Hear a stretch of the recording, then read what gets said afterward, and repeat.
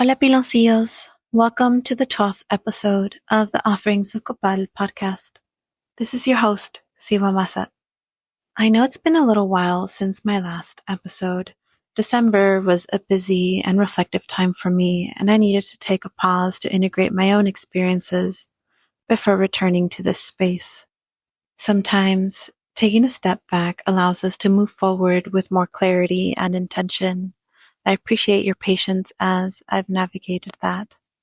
I'm so grateful that you've chosen to spend this time with me.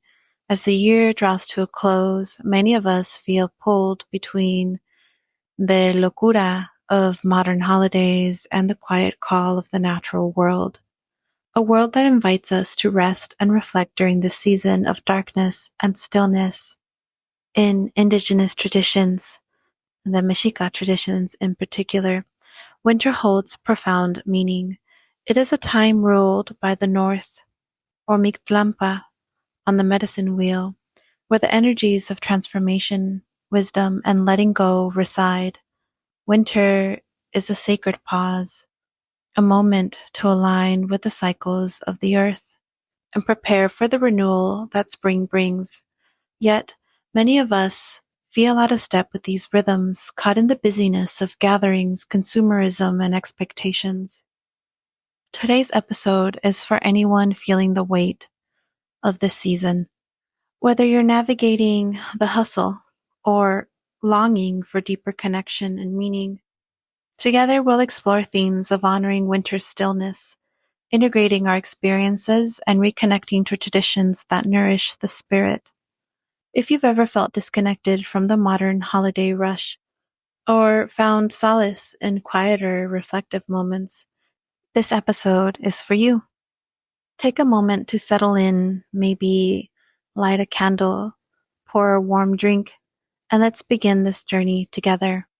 Even though the holiday season is over, winter has only just begun. This is an important time to reflect on and integrate the experiences we've had, honoring the lessons they bring as we move forward into this season of introspection and renewal. Before we dive in, I invite you to take a moment to reflect on your own holiday experiences. It is if you celebrate them. What emotions come up when you think about this season? Are there moments of joy, stress, or even pain that stand out? Each of us carries a unique story of how we navigate this time of year. And by acknowledging those stories, we begin to integrate them into a fuller understanding of ourselves. Let's hold space for those reflections as we move forward. I'm going to be sharing a little bit of my personal experiences when it comes to the holidays. For me, growing up, the holidays were complicated. My mom was a single mother, and I often watched my two siblings leave to spend time with their fathers. It was a strange and lonely feeling. Something always felt incomplete. There are brief moments, especially when I was around 7 to 9 years old, when the holidays seemed fulfilling. But even then, there was an undercurrent of sadness. My mom struggled to provide for us, and no matter how much she tried to make things feel festive, I could sense the weight that she carried. She'd say she hated the holidays, but I've come to think it wasn't the holidays themselves she had hated. In fact, it was loneliness, the distance from her family in another country, and the reminder that she had to carry on her own. For many migrant families, the holidays can be a bittersweet time. The joy of tradition is often accompanied by the pain of separation and the weight of survival in a new country. Studies show that this season has one of the highest rates of trauma and emotional strain. I've certainly felt that in my life. The glittering decorations and cheerful music can sometimes feel like a sharp contrast to the struggles many face behind closed doors. For me, the twinkling lights of the Christmas tree became blurred with the memories of hospital lights and the fog of trauma. As I got older, the holidays became more of a chore. I was the one who had to set up the tree, untangle the lights, and decorate it all by myself, while my mother worked or sometimes if my siblings were there. I also had to assemble a nativity scene, even though my mom often said she didn't believe in Jesus. It felt like performing a ritual without understanding its deeper meaning, a tradition passed down, but detached from its roots. When we could afford to visit family back home in Mexico, those holidays were loud, cheerful, and chaotic. Beer bottles clinked and rolled on cement floors. Music pounded so loudly it reverberated through my bones, and we'd often have to find a space to sleep wherever we could, often on some bed or on the floor, even on a chair shared with cousins. As messy as it was also a glimpse into something more communal, more alive. And that was pretty much, the alternating years of my holiday experience. As in my 20s, I kind of had the opportunity to escape that in some ways. I moved away from my mom and my brothers and spent a couple holiday seasons on my own, which was nice. I kind of had to had to heal my experience with the holidays and find my own meaning in it. And now in my 30s, as I have my own family dynamics, my approach is entirely different. But now to reflect as an adult, looking back at those times, I see it all differently. The losses of matriarchs and patriarchs have reshaped our gatherings. The rose-colored glasses have fallen away, and I'm more attuned to the grief, anger, and unspoken wounds that often linger just beneath the surface. Returning to my family now, I come with a renewed perspective and complexities of my own dynamics to navigate. Yet through it all, I've come to understand the importance of honoring what feels authentic and releasing what doesn't. In Indigenous traditions, the winter solstice marks a powerful turning point, a moment of rebirth, as the sun begins its slow return from the longest night. This is a time to pause, reflect, and honor the cycles of nature. For me, it's a deeply sacred moment, one that feels more aligned with my spirit than the commercial frenzy of the holidays. I really just love to pause and step on my porch and allow the sun to just hit me and warm me. And then it's in those private moments as I do that and hear the winter birds that I commune with the sacred. It's in those little moments that you can too. This year, I focused on teaching the children in my life and community about the solstice. I had an opportunity with Aztlan Libre to lead a little circle of children and teens as we gathered and shared in the tradition of storytelling and using the panwewet or the drum to reflect on the importance of the sun and its journey. It was such a beautiful and grounding experience to not only tell the story of Huitzilopochtli and Coyolxauhqui, but also to allow them an opportunity to rewrite the story, retell the story from a healed perspective. It was a beautiful way to reconnect to something bigger than ourselves by diving into the world of myth. By aligning with the rhythms of the earth, we can find a sense of peace and purpose that transcends the noise of modern life. The solstice reminds us that even in the darkest times, there is the promise of light. It is a humbling and comforting thought. No matter our human drama, the cosmos continues its dance. The earth rests and renews, and we're invited to do the same. Now, if you have children in your life as well, then you know that navigating the holidays with them is always a delicate balance. They're drawn to the magic of gifts and bright lights and often completely unaware, or maybe somewhat aware, of the stresses adults carry during this season. In our family, we tried to shift the focus from presents to presence. Presence without the T. This year, we gave one or two meaningful gifts. A book on music tabs and a book on how to draw things, something that sparks creativity or nourishes them as individuals, and something to encourage self-expression and something that is unique to their life path. And we spent more time simply just being together. Sharing the story of the solstice with them was a highlight of my holiday season. It reminded me that the best gift we can give children is our time, our attention, and our willingness to create moments of connection. Even when they return from other gatherings filled with different traditions, we hold space for them to process and reflect. It's really hard to ignore the overwhelming consumerism that defines this time of year. Stores are crowded, aisles overflow with holiday-themed products, and the pressure to buy more can feel suffocating. As a business owner, I feel the tension of the fine line that I walk. On one hand, there's the need to make sales and support my livelihood. On the other hand, I want to align with my values and resist the feeding into this frenzy. I've been reflecting on how we can create a different kind of economy, one rooted in meaning and connection rather than endless consumption.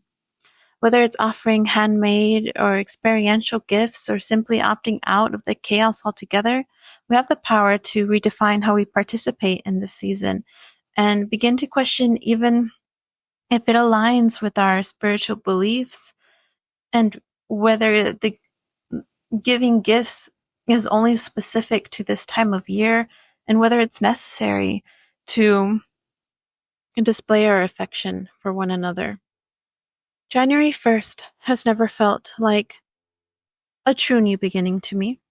The earth is still in this quiet phase, and nature reminds us to slow down, not speed up. In many indigenous traditions, the new year aligns with observable cycles of the earth, the spring equinox, when life awakens and renewal feels natural.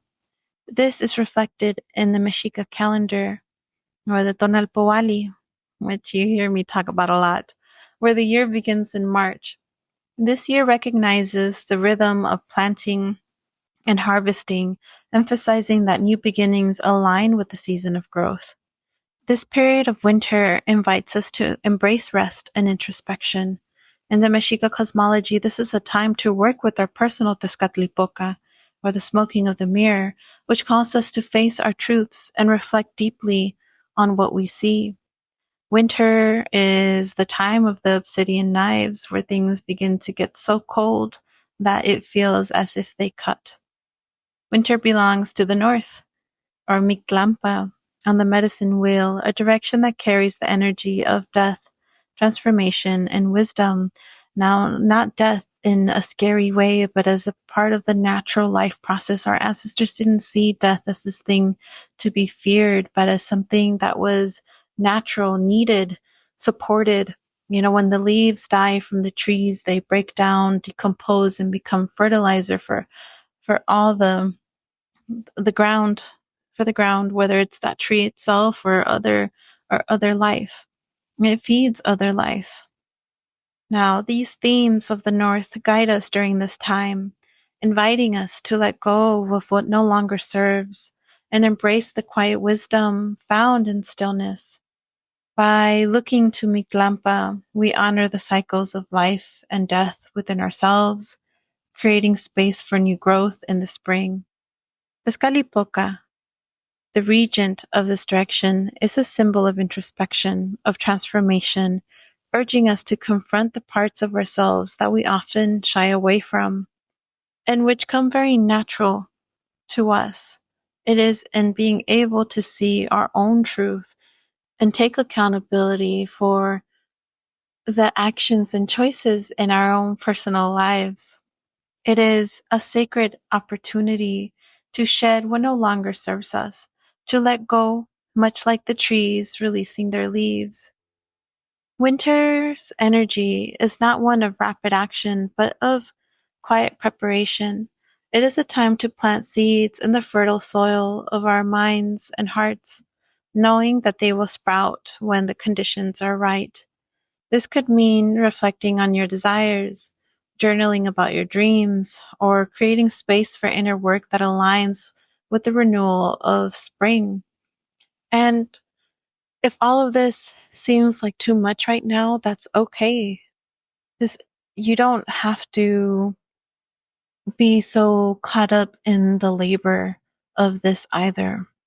If right now what feels most right is to sleep in or to take a long nap or to just relax and eat some snacks, whatever your body needs during this time should also be honored.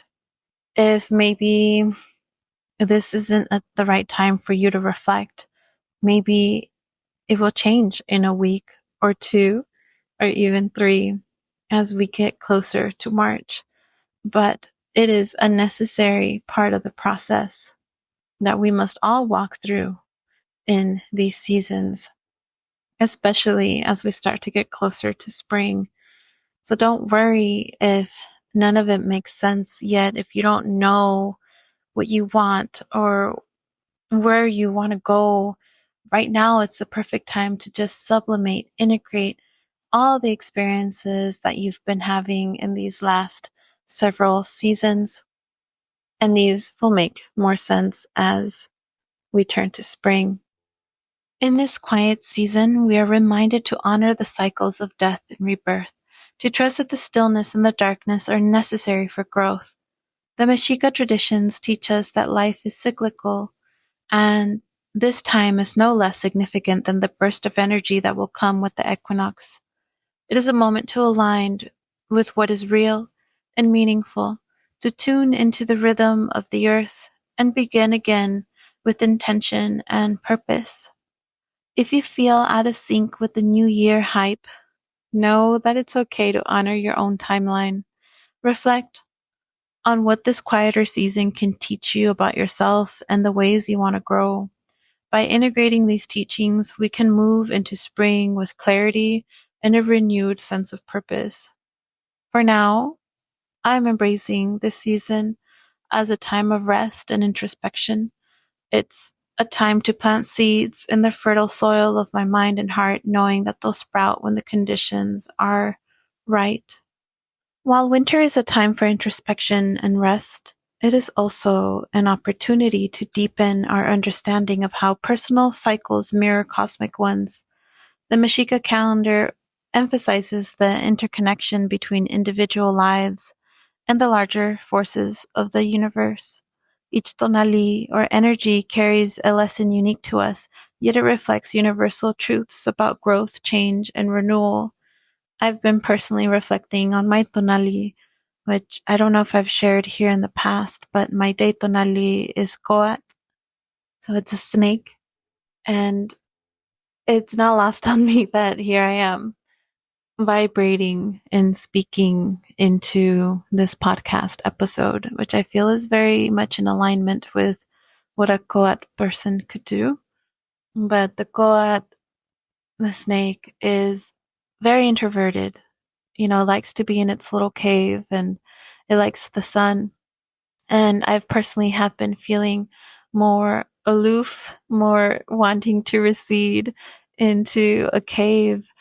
And though I try to honor that as much as I can, hence why I go on these long periods of, or it takes me a little longer to respond, or I kind of take my time with things. And I think it has to do a lot with that energy capacity that I have. So here in this winter season, the snake is a cold-blooded creature that needs the sun to warm its bones.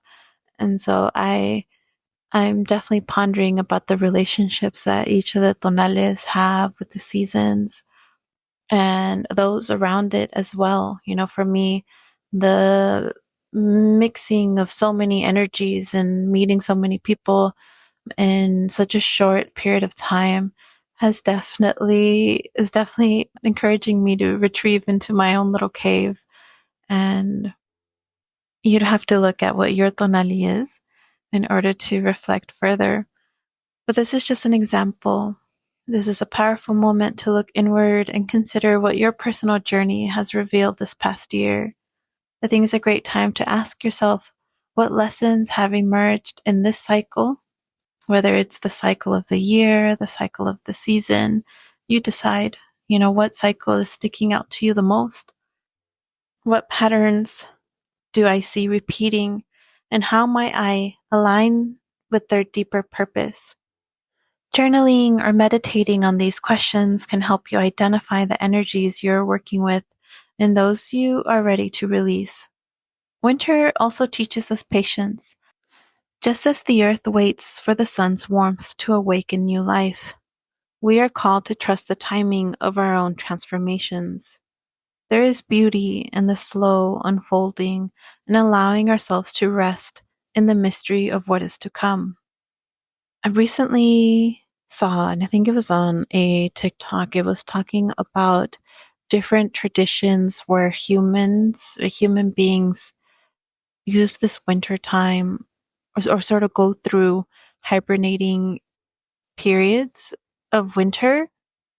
Like there's a town in France that sleeps for the entirety of winter. And there's other parts of the world where the people sleep for longer periods of time. And you often think about hibernation as something that just animals do, but we forget that the human being is also an animal, and that we should honor what our animalistic instincts and our bodies desire more. And it is in these little actions, a lot of people want to reconnect with a more natural way of being, their indigeneity, these ancient practices, and they look for a complex answer, but it's really so simple, and just honoring and being one with the natural cycles that are around us. By embracing this cosmic rhythm, we honor not only our individual paths, but also the collective journey we all share. Winter invites us inward. The long nights and bare trees mirror our own need to shed what no longer serves us. It's natural to feel a mix of emotions during this time. Grief for those we've lost, tension in family dynamics, or even a sense of loneliness. But this quiet season also holds immense potential for healing. I find solace in simple rituals, lighting a candle, journaling, or sipping in silence with a cup of tea. These small acts help me connect with myself and the rhythms of the earth. They remind me that winter is not a time of emptiness, but a time of preparation, of dreaming, and restoring. I feel that winter really brings us back into our space, into our homes, and our environments, and we get to witness the hustle and bustle of the year and las huellas, the fingerprints that the year has left upon our living space. I think this is a great time to organize certain things, to make things more cozy or accessible. I want to say that is different than spring cleaning, although I do see a lot of people already beginning that spring cleaning journey. But personally, something that I'm going to do in the next coming days is organize this bookshelf that I have next to my desk, and to help make my more used craft supplies more accessible. And I'm also going to be organizing my closet area, which holds multiple components of my life, such as my personal things, business things, and art things. It's really quite miraculous at how I'm able to have all those things in such a small part of the closet. And well, I'm definitely looking forward to taking some moments and do some self-care and some self-love and help future me with more accessibility to the things that I love, to make things cozier for me in this season. And yes, Thank you for sharing this reflective space with me. I hope today's episode has offered you a sense of grounding and a reminder that it's okay to move at your own pace. If you're feeling overwhelmed by the holiday season, one, congratulations, you've made it. It's over.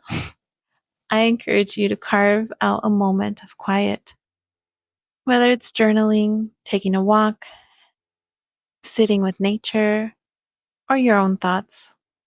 Take a moment now, to really integrate and honor whatever feelings are coming through at the moment. Give them the time and space they deserve so that they don't become another weight in your backpack. Remember, this is a season of rest, of going within, of preparing for the renewal to come. Let yourself shed what no longer serves you and nurture the seeds of what you hope to grow. And now we're coming to the end of this episode. Before I close, I want to share something exciting with you. My Tonalamat readings are now available in PDF format. This is something I had mentioned previously. You can either sit with me and I could read your Tonalamat, walk you through it with you. Or if you prefer a self-study approach, the Tonalamat in PDF format is perfect. Not only do you get the PDF of your Tonalamat, but you also get a companion workbook to help you deepen your connection with this ancient technology, with your own tonali, and more. I wish I had this workbook in the beginning, but it's all been part of this journey, and I'm so glad that I didn't, because now I'm able to create this for you.